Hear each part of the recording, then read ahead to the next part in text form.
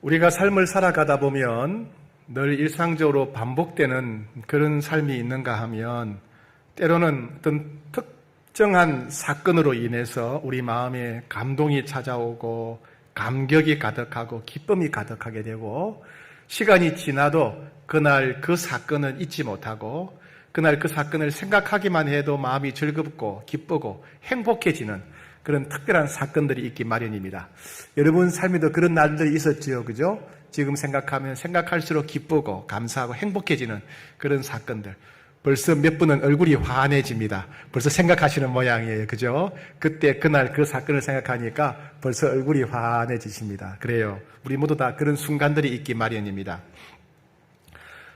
사도행전을 기록한 사람은 의사 누가입니다. 누가고 그 당시에 굉장히 공부를 열심히 많이 했던 뛰어난 분인데 이 누가가 평생 바울과 함께했던 바울의 주치의처럼 바울과 함께하며 동역을 같이 했고 또 누가복음과 사도행전을 기록했습니다. 누가복음과 사도행전을 기록하되 많은 사건이 있었지 않겠습니까? 수십 년 사건이 있는데 그 중에서 특별히 누가에게 감동이 되고 감격이 되고 생각할수록 은혜가 가득해지는 그런 사건들은 더 자세히 더 길게 기록했던 것 같습니다. 그런 사건들 중에 하나가 오늘 사도행전 27장과 28장에 나오는 바울이 로마로 가면서 겪었던 사건입니다. 오늘 우리는 이 사건들을 통해서 하나님께서 우리들에게 어떤 은혜를 주시고 어떤 교훈의 말씀을 주시는지 함께 귀를 기울이고자 합니다. 사도 바울은 예루살렘으로 돌아갔다가 그만 체포당합니다. 그리고 가이사랴에서 2년간 감옥에 갇혀 있습니다. 특별한 죄가 없었지만 계속 갇혀 있게 되자 바울은 로마 황제에게 직접 재판을 받겠다고 상소를 하게 됩니다. 로마 시민권이 있는 사람들은 그런 권한이 있었어요. 그래서 이제 로마 총독은 백부장과 병사들 몇 명에게 바울을 로마로 호송하게 하게 됩니다. 근데 이제 포승줄로 꼭꼭 묶여서 호송하는데 배를 타고 이동하게 됩니다. 근데 그만 바울이 타고 가던 배가 지중해 한가운데에서 풍랑을 만나서, 그러니까 큰 태풍이죠. 우리식으로 말하면 유라굴로라고 하는 광풍인데 우리식으로 말하면 태풍입니다. 지중해 한가운데에서 태풍을 만나서 무려 14일 동안 아무런 대책 없이 파도가 이끄는 대로 바람이 이끄는 대로 이리저리 휩쓸리다가 온갖 고생한 끝에 멜리데라고 하는 지중해 한가운데 있는 섬에 도착하게 되었습니다. 오늘은 그 사건을 우리가 다시 한 번 더 살펴보면서 우리를 향한 하나님의 마음과 뜻을 깨닫고자 합니다.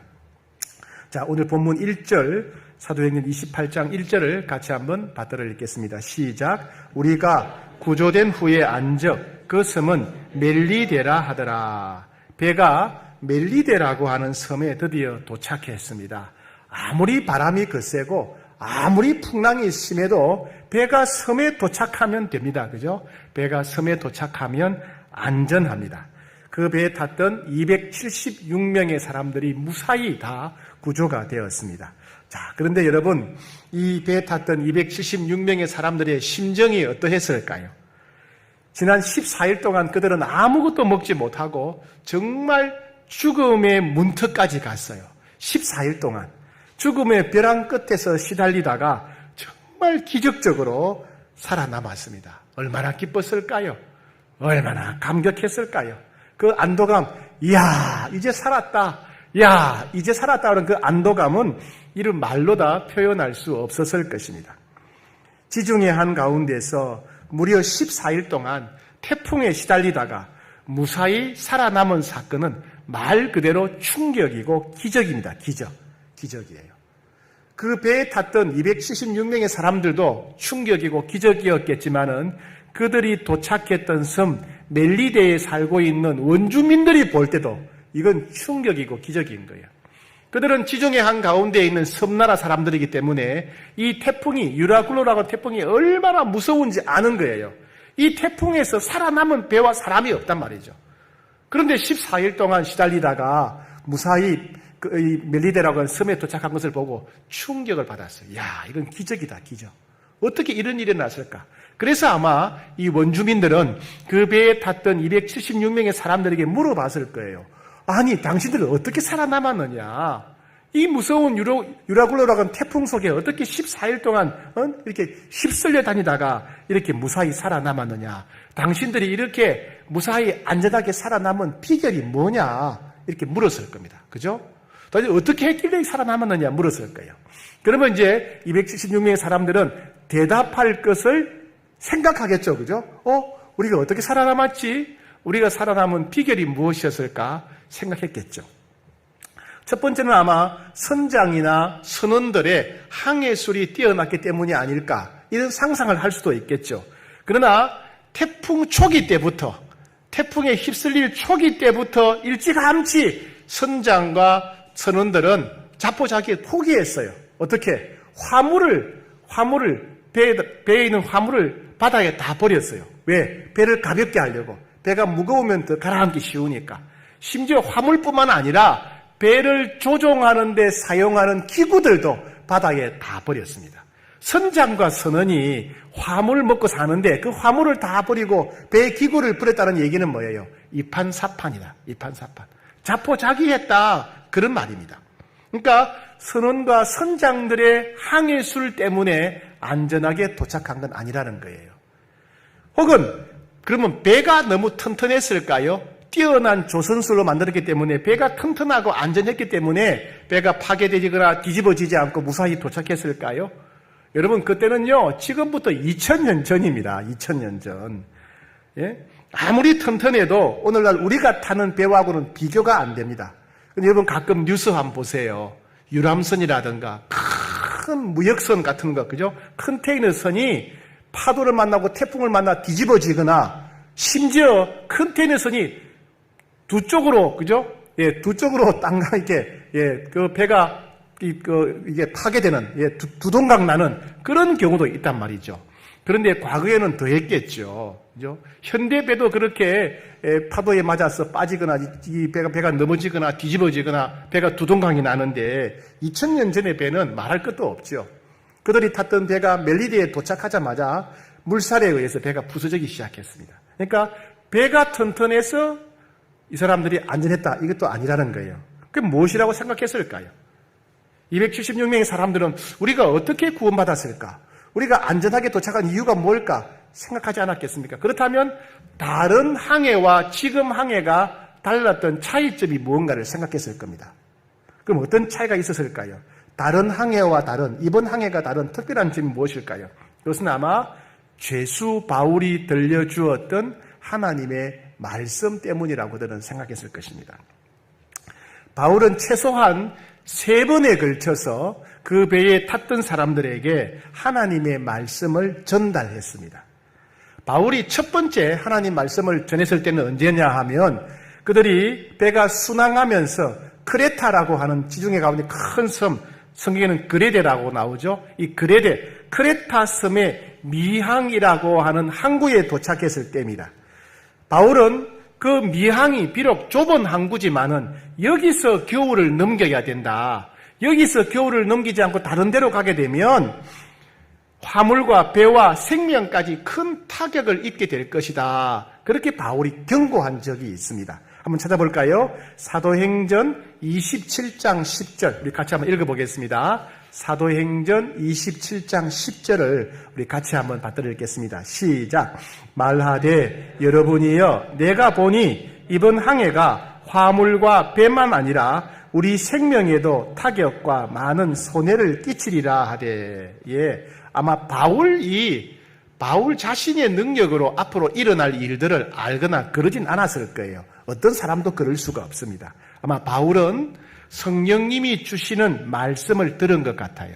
성령의 말씀을 듣고 성령이 주신 그 말씀을 사람들에게 전했습니다. 하지만 사람들은 죄수인 바울의 말을 아무도 믿으려고 하지 않았습니다. 오히려 경험이 많은 선주와 선원들의 말을 들었고 대부분의 사람들이 추천하는 베닉스라고 하는 더 안전한 항구에 가서 겨울을 나자 이렇게 결정을 하게 됩니다. 바울의 말을 완전히 무시당했죠.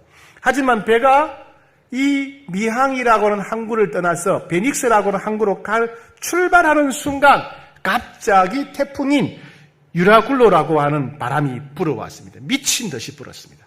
배를 전혀 통제할 수 없는 거예요. 배를 통제해야 될 텐데 배를 전혀 통제할 수 없을 만큼 이 태풍이 불어와서 배를 지중해 한가운데로 확 휩쓸어 가게 됩니다.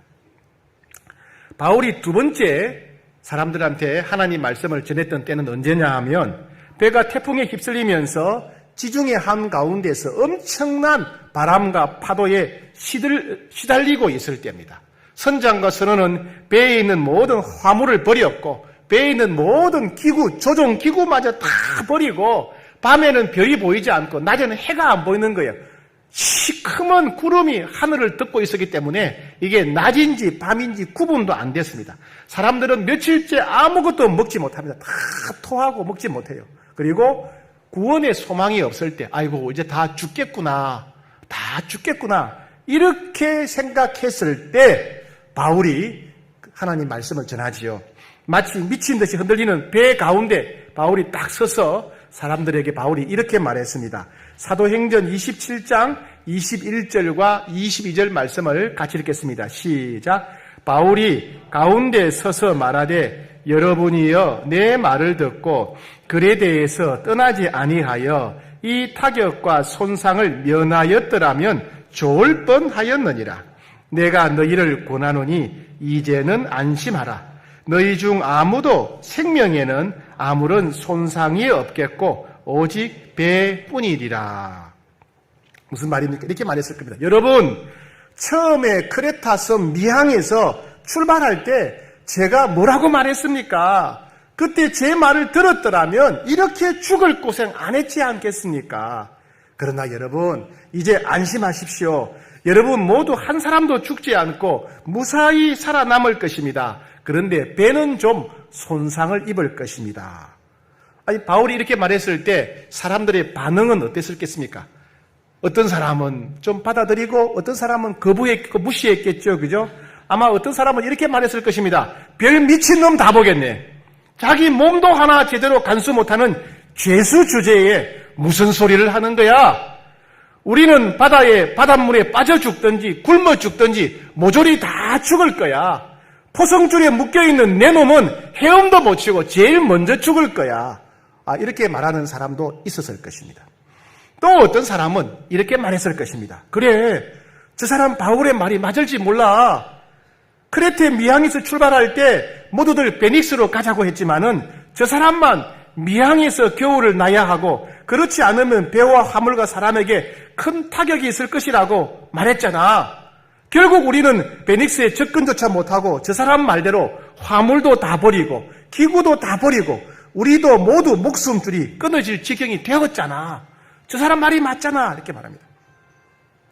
크레타 미항을 출발할 때 바울이 했던 말이 정확하게 들어맞자 어떤 사람들은 그것이 우연이라고 생각했을 것이고 어떤 사람들은 바울을 예사롭지 않는 사람으로 여겼을 것입니다. 그래서 바울이 하는 말에 계속 주목하기 시작했습니다.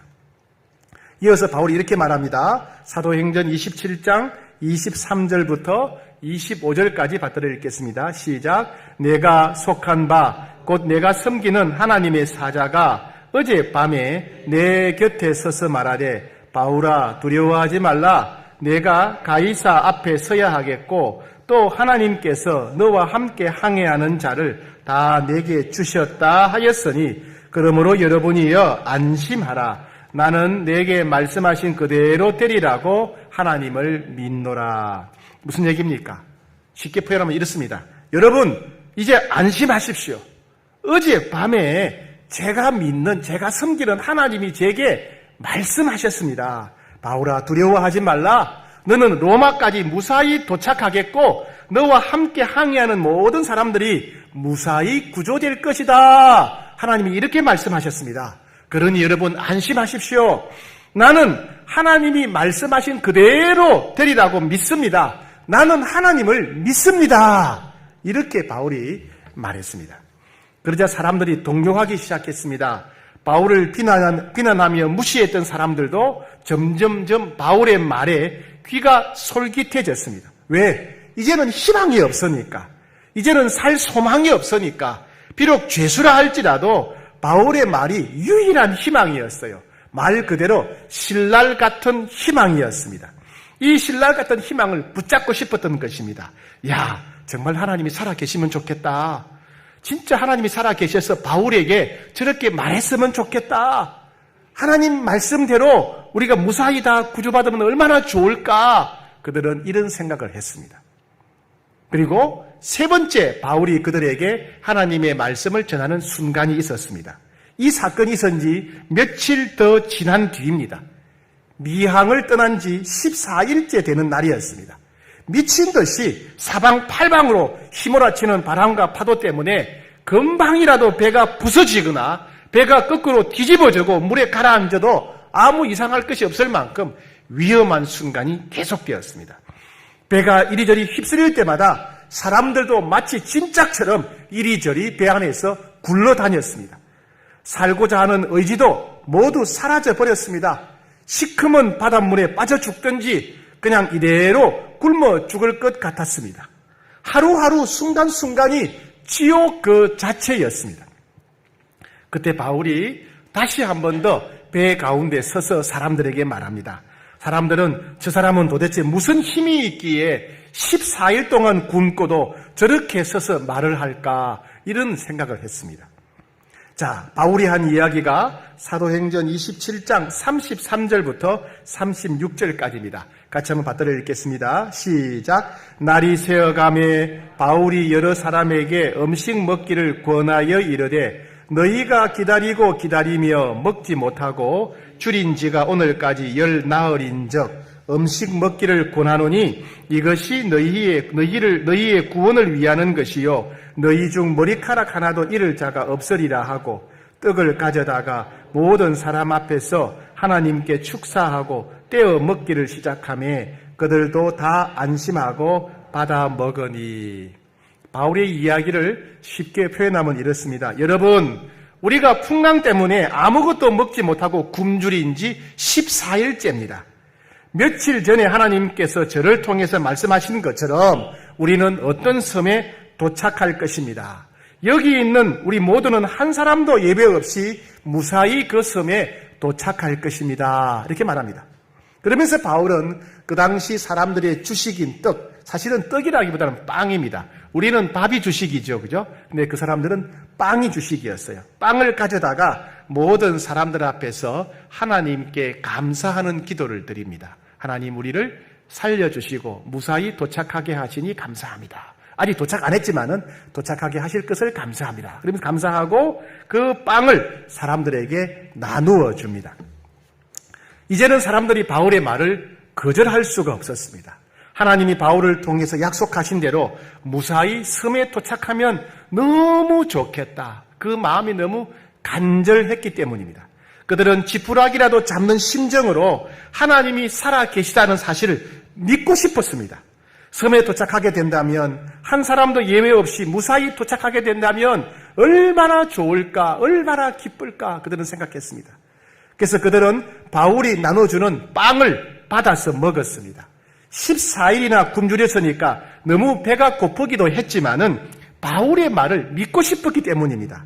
아니, 바울을 통해서 말씀하시는 하나님의 말씀을 믿고 싶었습니다. 그들이 바울이 나눠주는 떡을 받아서 먹었다는 것은 바울의 말을 믿고 싶다. 하나님이 살아계셔서 바울을 통해 주신 말씀을 나도 믿고 싶다. 이런 뜻으로, 이런 마음으로 그들은 바울이 주는 빵을 받아 먹었던 것입니다. 여러분, 배멀미 하신 적이 있습니까? 차멀미 하신 적이 있지요? 멀미 많이 하고 나면 배고프다고 밥이 먹힙니까? 못 먹지요, 그죠? 멀미하고 나면 아무것도 안 먹힙니다. 이 사람들은 14일 동안 멀미한 사람들이에요. 근데 어떻게 먹겠습니까? 14일 동안 멀미했으니 도무지 음식을 받아들이지 못할 지경이 됐을 겁니다. 그래도 바울의 말을 믿고 싶어서, 희망을 붙잡고 싶어서 그들은 빵을 받아 먹었던 겁니다. 성경은 그때 그날의 모습을 이렇게 기록하고 있습니다. 사도행전 27장 36절, 37절 같이 읽겠습니다. 시작. 그들도 다 안심하고 받아 먹으니 배에 있는 우리의 수는 전부 276명이더라. 39절입니다. 날이 새매 어느 땅인지 알지 못하나 경사진 해안으로 된 항만이 눈에 띄거늘 배를 거기에 들여다 댈 수 있는가 의논한 후에 43절입니다. 백부장이 바울을 구원하려 하여 그들의 뜻을 막고 헤엄칠 줄 아는 사람들을 명하여 물에 뛰어내려 먼저 육지에 나가게 하고 그 남은 사람들은 널조각 혹은 배 물건에 의지하여 나가게 하니 마침내 사람들이 다 상륙하여 구조되니라. 그리고 오늘 본문 말씀 1절입니다. 시작. 우리가 구조된 후에 안적 그 섬은 멜리데라 하더라. 예. 멜리데라고 하는 섬, 지중해 한가운데 있는 섬에 도착했습니다. 276명이 무사히 구조가 되었습니다. 그들은 얼마나 기뻤을까요? 얼마나 감동이었을까요? 어떤 사람들은 옆 사람과 손을 잡고 덩실덩실 춤을 추었을 것입니다. 어떤 사람들은 크게 소리를 치면서 깡총깡총 뛰어다녔을 것입니다. 어떤 사람들은 섬 땅바닥에 엎드려서 엉엉 울었을 것입니다. 그들은 죽었다가 살아난 사람들이었습니다. 그리고 그들은 바울을 새롭게 보게 되었을 것입니다. 바울이 했던 3번의 말은 정확하게 그대로 이루어졌기 때문에 그렇습니다. 바울은 죄수의 몸이었지만은 바울을 통해서 말씀하신 하나님은 정말 놀라운 분이었습니다. 그들은 확실히 체험했습니다. 그들은 이 사건을 통해서 정말 하나님이 살아계시구나. 하나님은 모든 것을 아시구나. 하나님은 한번 말씀하시면 그 말씀이 반드시 이루어지는구나 하는 것을 사람들이 깨닫게 되었습니다. 그들이 무사히 구조받은 것은 앞에서 말씀드린 대로 선장이나 선원들의 항해술 때문이 아니었습니다. 그렇다고 배가 안전하고 튼튼했기 때문도 아니었습니다. 무서운 태풍 속에서 14일 동안 바람과 파도에 휩쓸리면서 기적적으로 살아남은 이유는 바울을 통해서 말씀하신 하나님의 말씀대로 이루어졌기 때문인 거예요. 그들은 지금까지 자신들이 믿고 매달렸던 그 어떠한 신도 죽었는지 잠들었는지 자신들을 전혀 도와주지 못했고 응답도 없었습니다.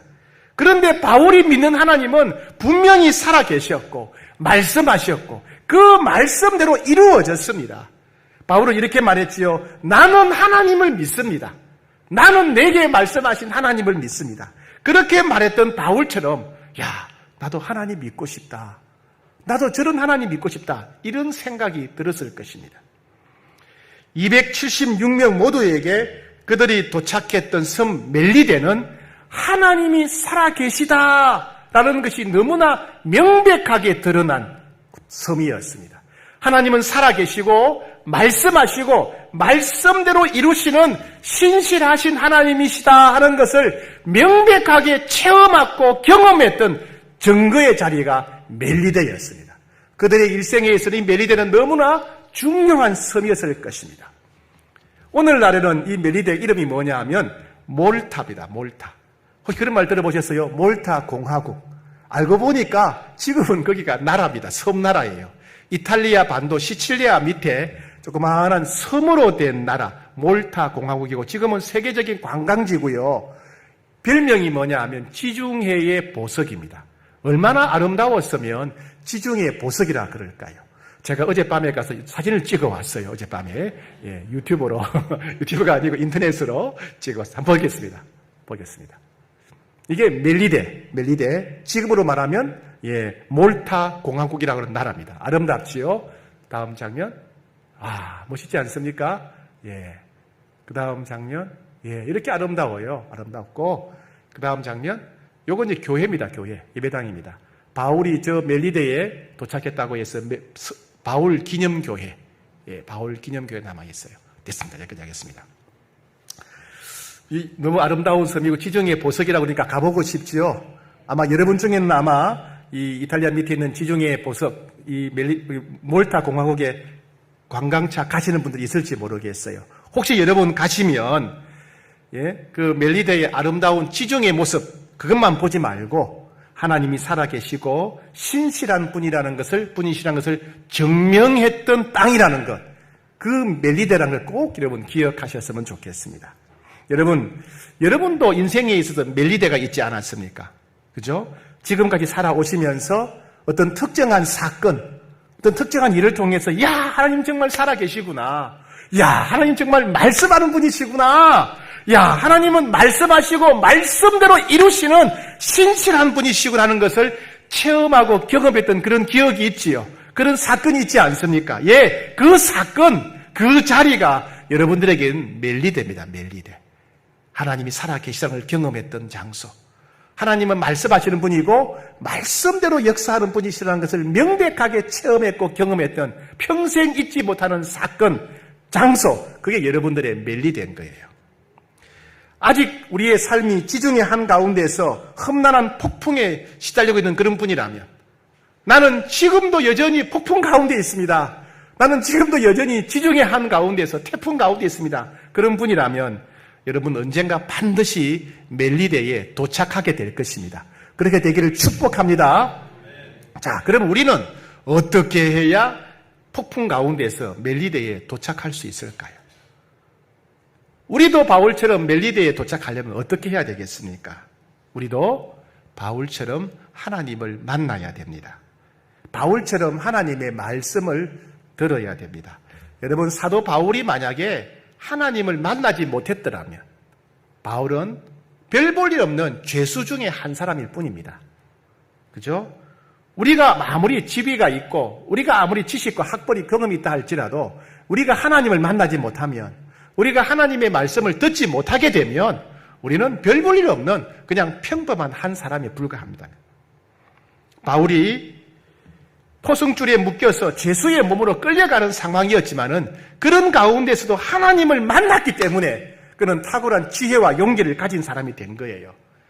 바울이 탄 배가 이리저리 흔들리고 풍랑 가운데서 하늘로 갔다가 땅으로 갔다가 흔들리고 14일 동안 아무것도 먹지 못하다가 다 토하고 그 끔찍하고 비참하고 고통스러운 가운데서도 바울이 하나님을 만났기 때문에, 하나님의 말씀을 들었기 때문에 오히려 다른 사람들을 위로할 수 있었고 다른 사람들에게 희망을 주는 그런 사람이 될 수 있었던 것입니다.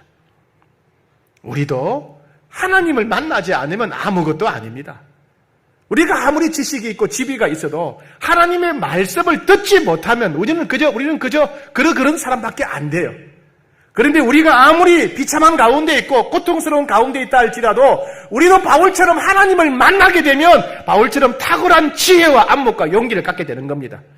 지금 우리의 삶이 아무리 고통스럽고 아무리 비참하고 아무리 끔찍하다 할지라도 지금 여기서 내가 하나님을 만나고 하나님의 말씀을 듣게 되면 우리는 다른 사람을 위로하는 자가 될 수 있고 다른 사람에게 희망을 줄 수 있는 사람이 될 수 있다는 겁니다. 그래서 우리는 하나님을 만나야 돼요. 그래서 성경 곳곳에는 하나님께서 제발 나를 좀 만나라, 제발 좀 내 말에 귀를 기울이라고 하나님이 반복해서 말씀하시는 겁니다. 잠언 4장 20절에 내 아들아 내 말에 주의하여 내가 말하는 것에 네 귀를 기울이라, 제발 내 말에 귀를 좀 기울이라. 이사야 28장 23절에서 너희는 귀를 기울이며 내 목소리를 들어라, 자세히 내 말을 들어라, 제발 내 말 좀 들어라, 내 말에 귀를 기울여라. 하나님이 애타게 말씀하시는 겁니다. 우리는 아무리 힘들어도 하나님 만나야 됩니다. 아무리 태풍이 불고 우리가 탄 배가 이리저리 휩쓸리고 무섭고 두렵고 고통스러운 상황이 있다더라도 우리는 하나님 만나야 됩니다. 어떤 사람들은 편할 때는 하나님 만나는데 힘들면 하나님 안 만나요. 이렇게 힘든데 왜 하나님 만나냐고, 이렇게 힘든데 무슨 성경이고 기도냐고, 이런 분들이 있어요. 아닙니다, 여러분. 힘들수록 하나님 만나야 돼요. 괴롭고 답답하고 고통스러울수록 절망스러울수록 하나님 만나야 되고 말씀을 들어야 됩니다. 왜요? 그게 희망이니까. 하나님의 말씀이 우리의 피할 길과 살 길이기 때문에 그렇습니다. 사랑하는 여러분, 하나님 살아계십니다. 믿으셔야 됩니다. 하나님 살아계십니다. 하나님 우리와 함께 하십니다. 그리고 우리가 마음을 열면 우리를 만나주시고 우리에게 말씀하시는 분입니다. 특별히 여러분, 우리가 하나님을 만나려고 하면, 하나님 말씀을 들으려고 하면 특별히 하루 첫 시간을 하나님께 드려야 돼요. 첫 시간을 하나님께 드려야 돼요. 우리가 큐티하는 시간, 새벽 기도하는 시간은 성경 공부하는 시간이 아니에요. 큐티와 새벽 기도는 하나님을 만나는 시간입니다. 매일매일 나에게 주시는 말씀을 듣는 시간이에요. 여러분이 어디에 있든지 간에, 여러분이 전 세계 어디에 있든지 간에, 여러분이 어떤 상황, 어떤 형편에 있든지 간에 하나님을 만나는 시간이 여러분 삶의 우선순위가 되시기를 축복합니다. 큐티를 통해서, 새벽기도를 통해서 늘 하나님을 만나고 하나님의 말씀을 듣는 특별한 인생, 존귀한 사람으로 살아가는 여러분 되기를 축복합니다. 자, 그 다음에 또 다른 사건이 펼쳐집니다. 오늘 본문 2절, 3절 같이 읽겠습니다. 시작. 비가 오고 날이 참해 원주민들이 우리에게 특별한 동정을 하여 불을 피워 우리를 다 영접하더라. 바울이 나무 한 묶음을 거두어 불에 넣으니 뜨거움으로 말미암아 독사가 나와 그 손을 물고 있는지라. 네. 계속 태풍의 영향권 아래에 있었기 때문에 비바람이 불었습니다. 그때는 계절적으로 겨울이었기 때문에 좀 추웠습니다. 사람들이 이제 몸을 말리고 추위를 피하기 위해서 불을 피웠습니다. 아마 군인들은 만만한 죄수들에게 가서 땔감을 모아오라고 지시했을 것입니다. 바울도 가서 땔감용 나뭇가지를 하나로 모아서 안고 왔습니다. 그리고 그 나뭇가지를 불 위에다가 올려놓았습니다. 그런데 그만 바울이 모아온 그 나뭇가지 속에 독사 한 마리가 있었는데 독사가 나와가지고 바울의 손을 꽉 이렇게 물었다는 겁니다. 이렇게 매달려 있는 거예요. 여러분, 우리 어르신들은 어릴 때 옛날에 나무하러 다니셨지요, 그죠? 산에 나무하러 가서 나무를 많이 해가지고 묶어서 지게에 메고 오거나 이러지 않았습니까? 그때 나무를 해가지고 쌓아두다 보면 가끔 뱀이 그 나무 속이 시원하다고 들어가는 그런 경우도 있지 않습니까? 예, 그런 경우죠. 예. 자, 그런데 이제 이 모습을 보고 원주민들은 이렇게 말합니다. 4절입니다, 4절. 원주민들이 이 짐승이 그 손에 매달려 있음을 보고 서로 말하되 진실로 이 사람은 살인한 자로다. 바다에서는 구조를 받았으나 공의가 그를 살지 못하게 함이로다 하더니 무슨 말입니까? 이런 말입니다. 아이고, 이 사람은 포성줄에 묶인 것을 보니까 살인죄를 지은 모양이네. 살인죄를 지었는데 태풍에서는 살아남았지만은 공의로운 신이 결국 심판했구나. 이렇게 말하는 거예요. 예. 바울이 포성줄에 묶여 있으니까 살인죄를 지었다는 거예요. 바다에서는 살아남았지만은 여기서 죄 때문에 신이 심판했다. 이렇게 말하는 겁니다. 여러분, 뱀 독사는 구분이 됩니다. 뱀은 독사는 다른 뱀과 달라요. 색깔도 다르고 머리 모양도 다르고 이빨 자국도 다르고 일반 뱀에 물리면 괜찮은데 독사에게 물리면 증상이 금방 나타납니다. 몸이 퉁퉁 붓고 쓰러지게 죽게 되죠. 이 원주민들은 독사가 어떤 뱀인지 금방 알았단 말이죠. 딱 보니까 독사인 거예요. 지금까지 원주민들이 살아오면서 이 독사한테 물려가지고 살아남은 사람은 한 사람도 없는 거예요. 저 뱀한테 물렸다 그러면 100% 사망인 거예요. 퉁퉁 붓든지 쓰러져 죽는 거예요. 그런데 바울이라는 저 사람은 포성줄에 꽁꽁 묶여 있는데 살인죄를 지은 사람 같은데 사람이 살아있는 거예요. 안 죽는 거예요. 안 죽는 거예요. 이게 이제 문제가 되는 거죠. 자, 봅시다. 5절, 6절. 바울이 그 짐승을 풀에 떨어버리매 조금도 상함이 없더라. 그들은 그가 붙든지 혹은 갑자기 쓰러져 죽을 줄로 기다렸다가 오래 기다려도 그에게 아무 이상이 없음을 보고 돌이켜 생각하여 말하되 그를 신이라 하더라. 바울이 뱀한테 물릴 때는 아이고 저 사람 살인죄를 지었구나. 죄를 지었으니까 저렇게 뱀한테 물려 죽지. 이렇게 생각했는데 아니 물렸는데도 이 사람이 몸이 붓거나 쓰러지고 죽지 않는 거예요. 그러니까 이 원주민들이 충격을 받은 거예요. 저 독사한테 물리면 다 죽는데? 저 독사한테 물리면 뱀이 다 죽는데? 왜 안 죽지? 야, 저 사람은 신인가 보다. 독사한테 물려도 안 죽는 거 보니까 신인가 보다. 이런 생각을 하는 거예요. 예. 오죽 충격을 받았으면 바울을 보고 신이라 그랬겠어요. 자, 원주민들은 바울을 신이라고 불렀는데 바울과 한 배를 탔던 즉 275명의 사람들은 이 사건을 어떻게 봤을까요? 그 배에 탔던 사람들은 바울은 하나님을 믿는 사람이고 하나님은 살아계신 분이라는 것을 알았습니다. 그래서 하나님께서 바울을 살려주셨구나 그렇게 깨달았을 것입니다. 그죠? 야, 바울이 믿는 하나님이 독사에 물린 바울을 살려주셨구나. 하나님은 하나님을 믿는 사람들을 보호해 주시는구나 하는 걸 새삼 사람들이 깨닫게 되었을 것입니다. 그죠? 예. 또 다른 사람들이 있었어요. 바울의 동역자들. 바울과 함께 그 배를 탔던 동역자들. 의사 누가라, 또 우리가 살펴봤던 데살로니가 사람 아리스타고라든가 그 다음에 드로피모 이런 바울과 함께 했던 바울의 동역자들이 있었어요. 그들도 바울이 뱀에 물렸는데 바울이 죽지 않는 모습을 보면서 아마 예수님이 하셨던 말씀을 기억했을 거예요. 예수님 마가복음 16장 17절에서 믿는 자들에게는 이게 따르리니 곧 그들이 내 이름으로 귀신을 쫓아내며 새 방언을 말하며 뱀을 집어 올리며 무슨 독을 마실지라도 해를 받지 아니하며 병든 사람에게 손을 얹은즉 나으리라 하시니라. 예수님의 약속의 말씀을 기억하면서 예수님의 약속의 말씀대로 되었구나. 바울이 독사에 물렸는데 예수님 말씀으로 살려주셨구나. 그 약속을 기억했을 겁니다. 이스라엘 백성들이 바벨론과의 전쟁에 져서 바벨론의 포로로 끌려갑니다. 짧게는 50년, 길게는 70년 동안 가전 고생을 하면서 끔찍한 포로 생활을 하게 됩니다. 바벨론 포로 생활을 하고 있는 정말 절망한 백성들에게 하나님의 말씀이 이사야 43장 2절 말씀이에요. 하나님은 포로 생활하는 이스라엘 백성이 이런 말씀을 했습니다. 네가 물 가운데로 지날 때에 내가 너와 함께 할 것이라. 강을 건널 때에 물이 너를 침몰하지 못할 것이며 네가 불 가운데로 지날 때에 타지도 아니할 것이요 불꽃이 너를 사르지도 못하리라. 무슨 말씀입니까? 우리도 하나님의 백성들도 세상 사람들처럼 인생을 살다 보면 큰 강을 건너야 할 때가 있다는 거예요. 지금은 한강에 다리가 많지만은 여러분 한강에 다리가 없다면 그 강을 어떻게 건널 겁니까? 인생의 강을 건너야 될 때가 있다는 거예요. 그런데 우리가 그 강을 건널 때 우리도 세상 사람들처럼 똑같이 인생의 강을 건너야 될 때가 있는데 우리와 세상 사람들과 차이가 뭐냐면 그 강물이 우리를 절대로 침몰시킬 수 없다는 거예요. 인생을 살다 보면 활활 타오르는 불길을 통과해야 될 때가 있어요. 우리 예수 믿는 사람들도 하나님의 백성들도 활활 타오르는 불길을 통과해야 될 때가 있다는 겁니다. 근데 차이가 뭐냐? 그 불길이 우리를 절대로 태울 수 없다는 거예요. 왜요? 내가 너와 함께함이라. 우리도 세상 사람들처럼 강을 건너야 될 때가 있고 우리도 세상 사람들처럼 뜨거운 불길을 통과해야 될 때가 있는데 우리와 세상 사람들 차이가 뭐냐? 하나님이 우리와 함께 하시기 때문에 물이 우리를 침몰치 못하고 불길이 우리를 태울 수 없다는 겁니다. 사랑하는 여러분, 우리가 인생을 살다 보면 강물을 건너야 될 때가 있어요. 뜨거운 불길을 통과해야 될 때가 있습니다. 그때마다 기억해야 됩니다.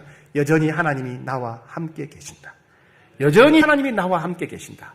하나님 나를 보호하신다. 절대로 이 불길이 나를 태울 수 없고 이 물길이 나를 침몰시킬 수 없다. 우리는 기억하셔야 됩니다. 올해 3월 2일자 신문에 나온 기사입니다. 제가 그때 하도 너무 참 황당하고 끔찍해서 이 기사를 제가 스크랩을 해두었는데요. 기사 제목이 이렇습니다. 나 버리지 마. 엄마 차에 매달렸다 떨어진 미국 6세 소년 사망. 이런 기사입니다. 미국의 고슨이라고 하는 29살 여성이 한 명 있었어요. 남편은 없는 것 같고 근데 이 고슨이라는 여성이 바람이 났어요. 다른 남자하고 눈이 맞은 거예요. 해밀턴이라고 하는 42살 남자하고 눈이 맞았어요. 그래가지고 애들을 버리고 떠나버린 거예요. 참 무서워요. 그죠? 예, 이 참 바람 나면 자식이고 뭐고 없는 모양이에요. 29살 난 엄마가 남자하고 눈이 맞아서 떠나버린 거예요. 애들 버리고. 그때 6살 난 아들이 이름이 로버트인데 아들이 엄마 나 버리지 말라고 엄마 나 데려가라고 엄마한테 매달렸는데 그걸 뿌리친 거예요. 그리고 차 문을 닫고 가는데 애가 차 문 손잡이를 붙잡은 거예요. 엄마 나 버리지 말라고 같이 데려가라고 손잡이를 붙잡았는데 엄마는 그걸 무시하고 확 달려버린 거예요. 그러니까 애가 매달려 가다가 떨어져서 죽은 거예요. 떨어져 죽은 거예요. 참 사람이 이런 모양이에요. 그죠? 이런 사람이 있는 모양이에요. 유혹이 무서운 거예요. 이고 나면 자식도 이렇게 죽도록 내버려 두는 모양이에요. 하나님이 이런 세상을 보시면서 이렇게 말씀하셨어요. 이사야 49장 15절에 여인이 어찌 그 젖먹는 자식을 잊겠으며 자기 태에서 난 아들을 긍휼히 여기지 않겠느냐. 혹시 그들은 잊을지라도 나는 너를 잊지 아니할 것이라.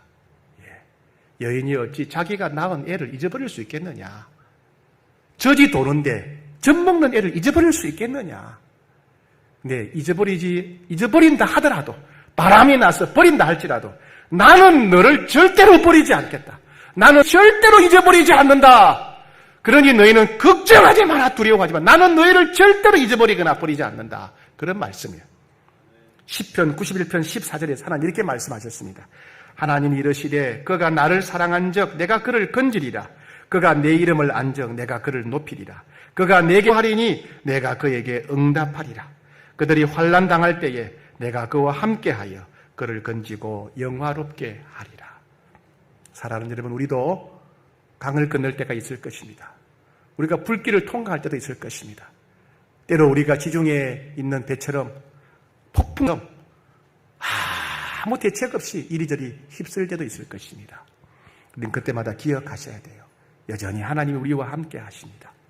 우리는 그 하나님을 매일 만나야 됩니다. 하나님을 만나는 것이 우리 삶의 우선순위가 되어야 돼요. 그 하나님 주신 말씀을 붙잡아야 됩니다. 왜요? 그 말씀이 피할 길이고 살 길이기 때문에 그렇습니다. 우리 같이 한번 기도하겠습니다.